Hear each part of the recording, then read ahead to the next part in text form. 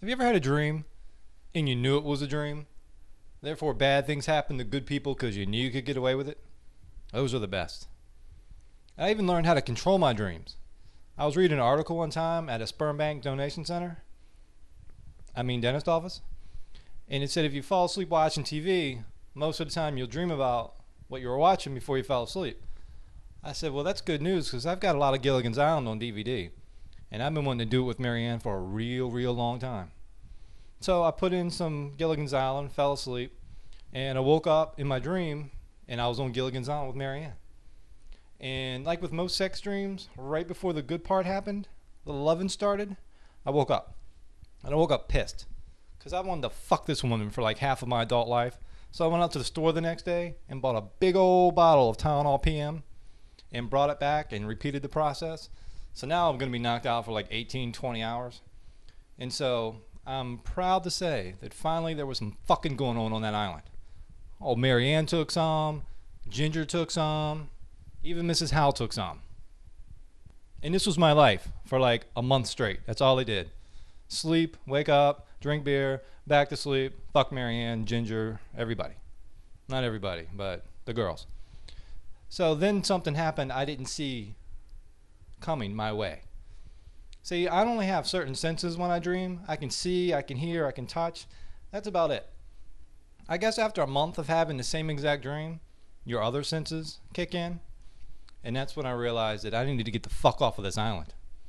The nicest way I can put this, you know how when Gilligan knew shit, the women would come and try to seduce him to get it out of him, and he would always back up and bang his head off of a coconut tree and knock himself out? And we all thought that Gilligan might be a little funny because we were like, dude, trade info for, favors. But Gilligan isn't funny. He's fine. Those bitches stink. They've been on a deserted island for like 15 years. It's 90 degrees every day. The professor made soap and showers for everybody. That's fine. But they only packed for a 3-hour tour.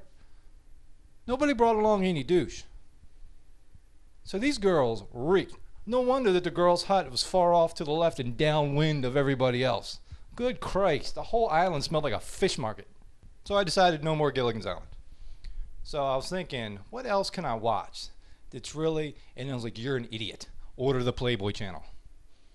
So for about 3 months of my life, I had to quit my job because all I did was pop pills, drink beer, and go to sleep. And I was in the grotto every night with Miss January through Miss December and all her hot, sexy friends.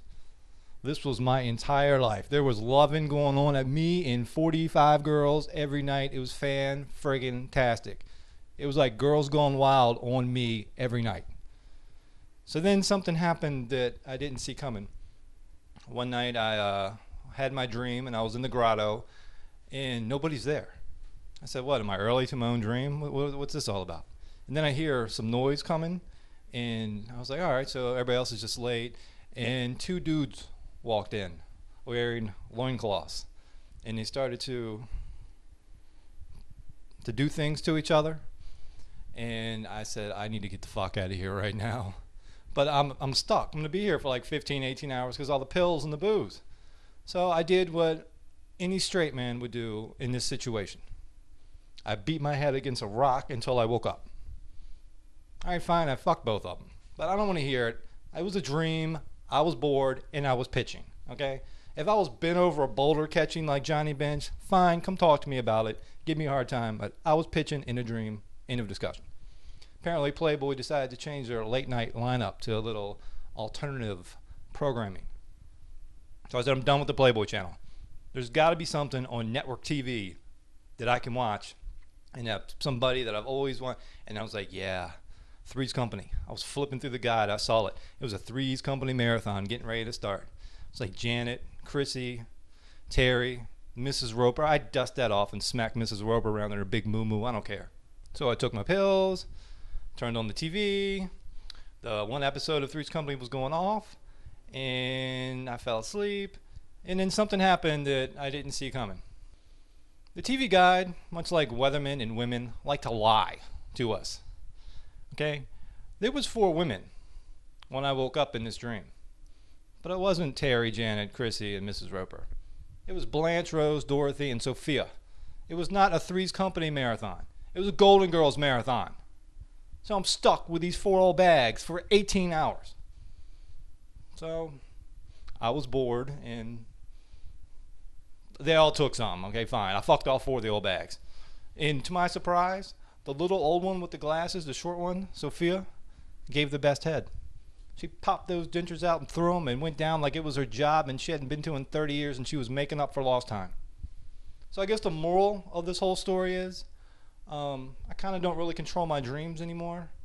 But when I do, I have 7 seasons of the Golden Girls on DVD.